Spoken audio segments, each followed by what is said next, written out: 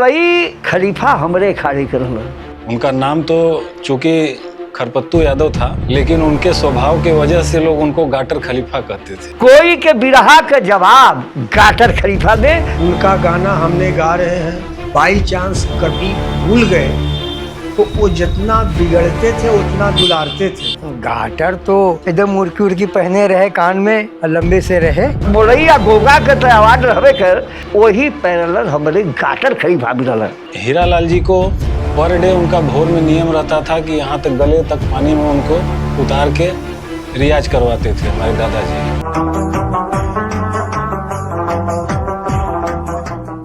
इस वीडियो के प्रायोजक हैं विजय बहादुर यादव, बिरहा प्रेमी और उद्योगपति, गुड़गांव, हरियाणा। मूल निवासी ग्राम रामसरपुर, रतुआ पार, अतरौलिया, आजमगढ़, उत्तर प्रदेश।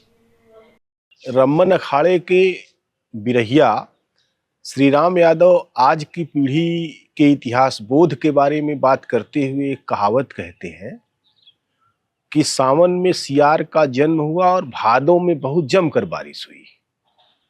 तो सियार ने लोगों से कहना शुरू किया कि ऐसी बारिश मैंने अपनी जिंदगी में कभी देखी ही नहीं। तो जो अभी नई पीढ़ी है उसको अपने जन्म के आसपास की जितनी भी चीजें दिखती हैं वही उसके लिए इतिहास है। बिरहा के साथ यह त्रासदी थोड़ी गहरी है, क्योंकि बिरहा का इतिहास पूरी तरह से जनश्रुतियों और लोगों की स्मृतियों में ही बची हुई है। उसको इकट्ठा करने की शुरुआत हो चुकी है, लेकिन यह काम बहुत कठिन है।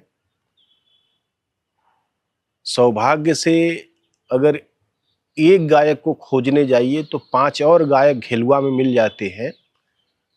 उनके बारे में बहुत कम बताने वाले लोग बेशक हों, लेकिन उनकी गायकी के कुछ नमूने अभी भी लोग दोहराते हैं, उनकी गाई हुई पंक्तियां गाते हैं, उनके बारे में प्रचलित किस्सों को कहते हैं। इस तरीके से हमको लगता है कि लोक में जो मौजूद है उसके जरिए से बिरहा के इतिहास को बनाने की कोशिश की जाए। रम्मन अखाड़े की दूसरी पीढ़ी के जो गायक बहुत मशहूर हुए उसमें मोलई और गाटर का नाम बहुत प्रसिद्ध है। दुर्भाग्य से मोलई के बारे में जो सूचनाएं होनी चाहिए वे सूचनाएं नहीं हैं।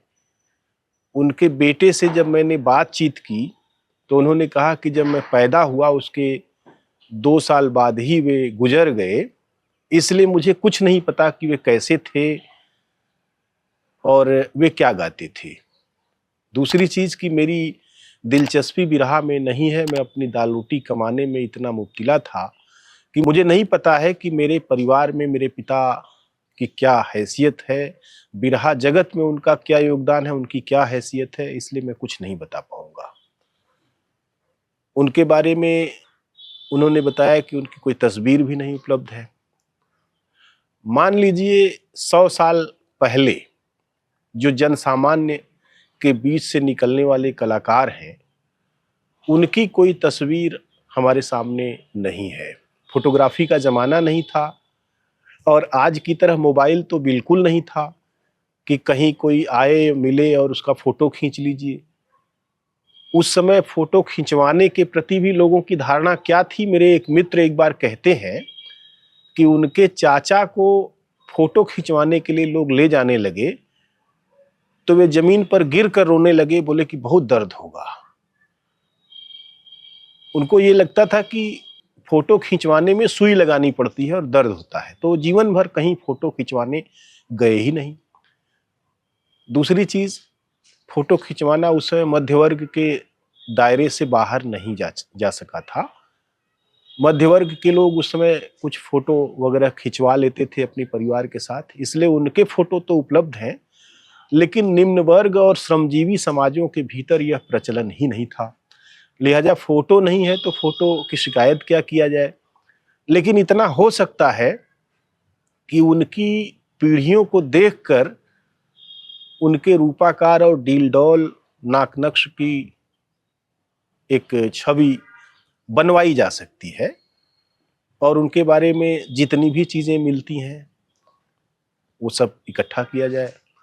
मोलई के बारे में श्री राम यादव बताते हैं कि वे बड़े ही उद्भट गायक थे। उनका जन्म खजूरी गोला, जो कि बनारस में जिला जेल के करीब है, वहीं हुआ था और लगभग 1900 के आसपास वे पैदा हुए थे। उस समय रमन खलीफा जीवित थे और 1 किलोमीटर से भी कम दूरी पर रमन खलीफा रहा करते थे। लिहाजा उन्होंने रमन खलीफा को गुरु माना और उनकी देखरेख में वे बिरहा गाने लगे। मोलई खलीफा हमरे खाड़ी करल। मोलई या गोगा के तो आवाज रहबे कर, 3-4 किलोमीटर में आवाज बिना माइक के जाए। मुलई खलीफा हमारे जैसे गुरुजी गाटर जी के साथे जाते थे, गाते थे। अखाड़े के उस समय सीनियर गायक थे मुलई खलीफा और गाना भी अच्छा खासा गाते थे। उस समय हारमोनियम नहीं चलता था, उस समय ढोल करताल छाछ बस यही रहता था और गाना बजाना अच्छा गाते थे। 2-4 बार हमने उनके मंच पर गए हैं। मोलई जी के बारे में बहुत सी चीज़ें भले ही उपलब्ध न हो, लेकिन मुझे लगता है कि वे बिरहा के इतिहास के एक बड़े नक्षत्र रहे हैं और उनको याद किया जाना ज़रूरी है। हम कोशिश करेंगे कि उनके बारे में तथ्य आए। उन्हीं के दौर के एक गाटर खलीफा हुआ करते थे। गाटर खलीफा कुछ रचते भी थे और गायक तो ऐसे थे कि उनके बारे में कहा जाता था कि जो लोहा कोई नहीं ले सकता वो गाटर खलीफा लेते थे। उनके बारे में अभी उनके परिवार के लोग काफ़ी कुछ कहते हैं। उनका जन्म भी लगभग 1900 के आसपास ही बनारस के एक गांव फकीरपुर में हुआ था और उनका वास्तविक नाम खरपत्तू यादव था। उनका नाम तो चूंकि खरपत्तू यादव था, लेकिन उनके स्वभाव के वजह से लोग उनको गाटर खलीफा कहते थे, चूंकि वो दृढ़ निश्चयी इतने रहते थे और उनके इसी स्वभाव के ही कारण उनका जो नाम था वो गाटर पड़ गया। खरपत्तू जी युवावस्था में अपने गांव से चले आए और पांडेपुर में उन्होंने दूध और घी की दुकान शुरू की, जिससे कि उनकी आजीविका चलने लगी। उन्होंने पास में ही भैंस भी पालना शुरू किया, जिससे उनको दूध मिलता था और उसका व्यापार करके उन्होंने अपनी आजीविका चलाई। लेकिन उनके बारे में एक सत्य यह है कि बिरहा के प्रति उनकी दीवानगी अद्भुत थी। बिरहा के प्रति उनकी दीवानगी ऐसी थी कि अगर कोई चुनौती देता था तो अपना सब कुछ छोड़कर उस चुनौती को स्वीकारते थे और जाते थे और गाते थे और जीत कर आते थे। कोई के बिरहा का जवाब गाटर खलीफा में गुरु का आदेश हो जाए, रमन गुरु के, कि देखा हो गाटर एक जाने भाई बड़ा लगाओ तो वो चल जाता दे भेंट करा। तो यहाँ पर करताल उठौले गाटर खलीफा और चल रहे। अब बिरहा का मुकाबला उनसे हो, यही से गाटर नाव रख रहल। एक भदोही क्षेत्र के कोई भागीरथी बिरहा गायक उस जमाने दौर के थे। बॉम्बे में वो मिल में, पहले तो मिल का ही काम चलता था, लोग कारखानों मिलों में काम करते रहते थे। तो यहाँ के यूपी वाले जो जहाँ कम्युनिटी थी वो लोग बिरहे का कार्यक्रम आयोजित कराते थे। तो भागीरथी जी वहाँ काम भी करते थे और बिरहा का गायन वादन भी करते थे। तो उन्होंने चैलेंज किया कि आज बिरहा के लाइन में मेरे जैसा कोई कलाकार नहीं है। ये बात वहाँ से एक आया वापस अपने गांव पे, तो बोला कि भागीरथी जी तो ऐसा ऐसा बोल रहे हैं। अब दादाजी को हमारे दिमाग में आ गया। वो पहले लोग पारंपरिक वेशभूषा धोती कुर्ता पहनते थे, वो करताल फाड़ में अपना बांधे, बॉम्बे की ट्रेन पकड़े, निकल गए, पहुँचे उनके यहाँ खोली पर। खोली बोलते हैं उसको बॉम्बे में लोग। तो पहुँचे तो भागीरथी जी उस समय अपने कार्य पे मिल में कार्य कर रहे थे, तो ये हुआ कि शाम को वो आएंगे, आप मुलाकात करिएगा। तो दादाजी चले गए फिर उनके मिल पर, कहें अरे भागीरथी जी, मैं आपसे मिलने बनारस से आया हूँ और थोड़ा हमारे आपके बीच में 1-2 लाइन का कुछ शास्त्रार्थ हो जाए। तो भागीरथी जी बोले अच्छी बात है, आइए चलते हैं। अपने कार्य से छुट्टी शाम को उनकी हुई, तो अब जहाँ ये लोग रहते थे अपनी कम्युनिटी में, वहाँ पर पहुँचे, सभी लोग इकट्ठा हुए और प्रश्नोत्तरी वाला ये सब पहले ये लोगों का चलता था। एक कलाकार साहित्य से कोई ऐसा या पुराण से कोई ऐसा प्रश्न उठाता था और दूसरे कलाकार को उसका जवाब देना पड़ता था, साहित्य से ही देना पड़ता था। अब इसी प्रतियोगिता में रात हो गई, काफ़ी भोर हो गया, निष्कर्ष कुछ भी नहीं निकला। ये हुआ कि फिर अगले दिन ये कार्यक्रम फिर से होगा। अब दादाजी हमारे तैयार, ये भागीरथी जी को ये हुआ कि हम अपने ड्यूटी पर जा रहे हैं, फिर शाम को आएंगे तो फिर हम लोग का होगा आयोजन। शाम तक वेट करते रहे, रात हो गई, भागीरथी जी आए ही नहीं। ये हुआ कि भागीरथी जी कहाँ चले गए, नहीं आए। तो दादाजी पता किए तो उनका एक साथ में काम करने वाला वहीं का था, वो कहा कि वो तो गांव पर गए अपने। तो कहा कि अरे यहाँ पे तो अभी हम लोग का अधूरा है, गांव पर कैसे चले गए। फिर वहाँ से वो ट्रेन पकड़े दादाजी, उनके गांव पर आए भागीरथी जी के यहाँ। कह अरे यार भागीरथी जी क्या बात है, आप वहाँ से हम लोगों का कार्यक्रम छोड़ के आप फिर यहाँ गांव पर चले आए अचानक बिना बताए हुए। गांव में भी चूंकि वैसा माहौल होता था पहले कि अरे 2 बिरहिया जुट गए हैं, तो आदमी के अंदर उत्साह हो जाता था कि हाँ अब कार्यक्रम होगा, मनोरंजन होगा। कार्यक्रम हुआ, वहाँ पे भी थोड़ा सा भागीरथी जी डाउन हुए। इतना उनको शौक लगा कि उसी कार्यक्रम के कुछ ही समय बाद उन्होंने संसार त्याग दिया। उनकी पत्नी बहुत कर्मठ महिला थी। जब उनके पति बाहर जाया करते थे तो वे अपना कारोबार संभालती थीं, अपनी दुकान संभालती थीं, गाय भैंसों की सेवा करती थीं और इस तरीके से उनका जीवन चला। गाटर खलीफा काफी लंबे चौड़े व्यक्ति थे, सुदर्शन व्यक्ति थे और अपनी जवानी के दिनों में उनका एक जलवा था। गाटर तो एकदम मुर्की उर्की पहने रहे कान में और लंबे से रहे। उनकी बातें व्यवहारें अति सुंदर था और उनका गाना हमने गा रहे हैं, बाई चांस कभी भूल गए तो वो जितना बिगड़ते थे उतना दुलारते थे। एक बार तो ऐसा रहा कि मंच पर गाना गा रहे थे अपने गुरुजी का, गाटर का, सुभाष चंद्र बोस का। उसमें दिए थे कि एक छंद था, कलकत्ता के बसवैया रहले सुभाष बाबू भैया, कैसन कैले हैं चतुरैया मेरे पलटन के सामने। टपाटप चली फौज बरियार करने लाल किला बर्बाद, घेरे बिचवे में महान मेरे पलटन के। यही गा रहे थे, 2 लाइन हमने भूल गया, दिमाग पर नहीं चढ़ रहा। अब पूरा महफिल में रहे, उठा गुरुजी उठ के हमके यह तमाचा लगाए कस के। अब पब्लिक वहां पर खड़बड़ा गई, लेकिन तो हम न जान रहे कि के आए हमारे। अरे देखो भाई मार दिए। लेकिन भाई थोड़ा सा ताथा थम्मा भया, लेकिन पब्लिक उस समय खड़बड़ा गई। लेकिन उसको हम जान रहे हैं कि हमारे गुरुजी है। अच्छा भैया वहाँ पर प्रोग्राम दिए, घर पर आए तो बोले कि बेटा ये बताओ कि आप हजारों आंख के सामने खड़े हैं, अगर आप भूल जाएंगे तो उनको समझाएंगे क्या? जब आप ही भूल जाएंगे तो उनको क्या समझाएंगे आप? ऐसा नहीं करना। ठीक है गुरुजी, अब वैसा गलती नहीं होगा। बहुत नंबर गुरुजी हमारे ऐसा जो थे, भगवान सबको उनके ऐसा मिले।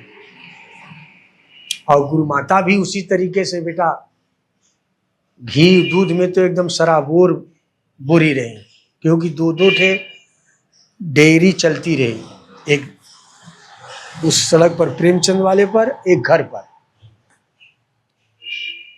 और इसके बाद बहुत मान सम्मान बहुत दिए हमको, उस चीज को हम याद रखते हैं। आप याद कीजिए कि यही वह दौर था जब बनारस में प्रेमचंद और जयशंकर प्रसाद भी सक्रिय थे। हो सकता है कि प्रेमचंद भी उस दौर में बिरहा सुनते रहे हों। प्रेमचंद ने बहुत सारी लोक कलाओं का उपयोग अपनी कहानियों और उपन्यासों में किया है और बहुत अच्छी तरह किया है, और वही वह रास्ता है जो प्रेमचंद के गांव जाता है लमही के लिए। तो प्रेमचंद का वह दौर जब भारतीय स्वतंत्रता संग्राम भी चल रहा था, राष्ट्रीय मुक्ति आंदोलन भी चल रहा था, उस दौर में गाटर खलीफा, होरी खलीफा, रमन गुरु, गणेश गुरु, सरजू गुरु और ये पत्तू गुरु, अंबिका गुरु और तमाम सारे जो अकलू भगत और दूसरे जो चंदौली के बिरहा के कवि और योद्धा थे जिन्होंने अपने अखाड़े स्थापित किए, वे सारे के सारे लोग सक्रिय थे।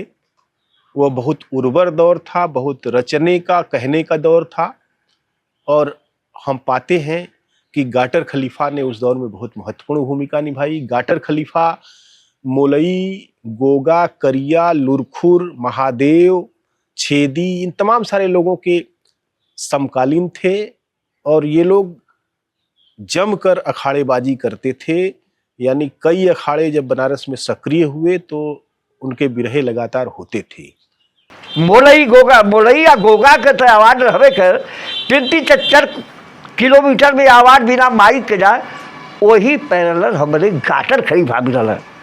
एक बात यह मिलती थी कि ज्यादातर लोगों ने सरजू अखाड़े को बहिष्कृत कर दिया, क्योंकि सरजू राजभर थे और बाकी अखाड़े बनारस के यादवों के अखाड़े थे। अधिकतर गायक यादव ही निकल रहे थे, तो ये भावना भी थी।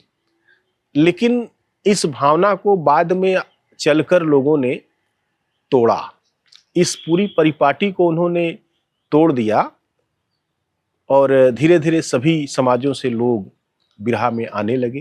पहले लोग जो है माने बोलते थे कि इनको गाने से पिताजी को रोका गया कई जगहों पे कि ये भर का चेला है तो क्यों बिरहा गाएंगे। कई लोग जो आकर के इनको बोले कि तुम यार भर के माने काहे ज्ञान ले ला जाओ ना गुरु मल्ला, चल के जो है माने दूसरे से ले लीजिए। वो बोले तो आप लोग बिहारी जी को काहे नहीं माने कहे कि जो बिहारी गुरु को कि भर के मत बनाओ, मजबूत होगा तो पटक देगा दूसरे लोगों को। यहाँ तक स्थिति थी कि माने लोग आके घर पर भी हड़काते थे कि नहीं तुम बिरहा मत गाओ उनको सरजू का जो है। गाटर खलीफा के बारे में कहा जाता है कि हीरालाल जी को गढ़ने में जितना योगदान होरी खलीफा का था उससे कम गाटर का नहीं था। वे रोज हीरालाल को अलग ही तरीके से रियाज कराते थे, जिसके बारे में उनके पौत्र राजेंद्र यादव कहते हैं कि बगल में बहने वाली वरुणा नदी में हीरालाल जी को ले जाते थे और वहाँ उनको पानी में खड़े करके बिरहा गाने को कहते थे कि किसी भी तरीके से आवाज़ लरजनी नहीं चाहिए, और सामने कईन का पैना लेकर बैठते थे। हीरालाल जी को चूँकि होरी गुरु के संरक्षण में चूँकि वहाँ रहते थे चौका घाट, तो इनके घर वालों ने इनको निकाल दिया, बहिष्कृत कर दिया कि ये नाच गाना, ये बिरहा क्या, ये अच्छी चीज़ नहीं है। तो ये आए यहाँ पे हमारे दादाजी के पास, तो दादाजी ने कहा ठीक है रहो, सीखो। उनके साथ प्रयास किया, उनको परिश्रम किया। वरुणा नदी चौका घाट देख ही रहे हैं आप, पर डे उनका भोर में नियम रहता था कि यहाँ तक गले तक पानी में उनको उतार के रियाज करवाते थे हमारे दादाजी, हीरालाल जी को, गाटर खलीफा। और एक बांस की कैन भी रखते थे कि जरा सा भी स्वर में अगर चेंजिंग आया तो फिर जानते हो मेरा नाम गाटर है। तो उन्हीं की देन रही है कि हीरालाल जी जब से बिरहा विधा का गायन वादन शुरू किए और लास्ट जीवन के अंतिम दिन तक उनके गले में कहीं से भी खराश नहीं आया, और न कभी उनकी आवाज़ बैठी, चाहे मौसम कैसा भी रहा हो। अगर जरा सी भी इधर उधर आवाज़ हुई तो हीरालाल जी पर कैन का प्रहार कर देते थे। और हीरालाल जी में इतनी लगन थी कि उन्होंने इस बात को माना कि उनके अभ्यास का यह स्वर्णिम दौर है, कठिन दौर है, और इसी से निकलकर वे चारों तरफ छाएंगे। आग में तैरना कहा जाता है एक मुहावरा, लेकिन पानी में गाना यह भी एक मुहावरा हो सकता है, और हीरालाल जी इसके साक्षात उदाहरण हैं। गाटर खलीफा ने अपने दौर में अनेक गायकों की चुनौतियों को स्वीकार किया, और वे जैसा गाते थे वह अपने आप में एक दुर्लभ अनुभव हुआ करता था। करोगे ख्याल नहीं तो खुद मन से तू मारा जाएगा, छत्रपति को ना छोड़ा छाती पर उछर उछर मारा, जहां में जलवा दिखा के बाहिर खूनी ले खंजर मारा, झलक से अपने झगड़ालू बल कितने को झरझर मारा, टूटी टांग टेकी रावण की लेके उसे हंटर मारा, ठगता ठाट बना के अरे ठोकर मारा ठाट, अरे ठोकर मारा टांग उठा के बाके बढ़ोगे जब यही ठल से तब तू मारा जाएगा। एक गाटर खलीफा का बिरहा था। गाटर खलीफा ने एक लंबी उम्र पाई और लगभग 80 वर्ष की उम्र जीकर उन्होंने 1978 में इस संसार को अलविदा कहा। पूरे जीवन वे बिरहा को समर्पित रहे और पूरे जीवन उन्होंने बिरहा के मान को बढ़ाया। उन्होंने जो भी गाया, आज अगर वह कैसेट के रूप में होता तो हम समझ पाते किस कैलिबर के गायक थे, लेकिन नहीं भी है तो भी ऐसा लगता है कि उनकी स्मृतियाँ उनकी बहुत सारी गायकी का सबूत देती हैं। गाटर खलीफा की बाद की पीढ़ी भी इस कला में आई। उनके एकमात्र पुत्र राम बहाल यादव उर्फ नादान कवि, जिन्होंने अपने पिता का व्यवसाय ही नहीं अपनाया बल्कि बिरहा को भी अपनाया और बड़ा योगदान किया, उनके बारे में हम फिर कभी बात करेंगे। आज गाटर खलीफा को हम अपनी विनम्र श्रद्धांजलि देते हुए आपसे निवेदन करते हैं कि अगर आपने इस चैनल को सब्सक्राइब नहीं किया है तो कृपया सब्सक्राइब करें और इसको ज्वाइन भी करें, अपने मित्रों से भी कहें, यथासंभव आर्थिक सहयोग भी दें जिससे कि हम इस अभियान को आगे बढ़ा सकें, क्योंकि यह बिना समाजों के सक्रिय सहयोग के कर पाना बहुत कठिन है। और मैं समझता हूं कि कोई भी समाज अपने इतिहास से इतना बेरुख नहीं हो सकता कि वह अपने सांस्कृतिक इतिहास को बटोरने संजोने की प्रक्रिया को कोई सहयोग न दे। नमस्कार। इस वीडियो के प्रायोजक थे विजय बहादुर यादव, बिरहा प्रेमी और उद्योगपति, गुड़गांव, हरियाणा। मूल निवासी ग्राम रामसरपुर, रतुआ पार, अतरौलिया, आजमगढ़, उत्तर प्रदेश।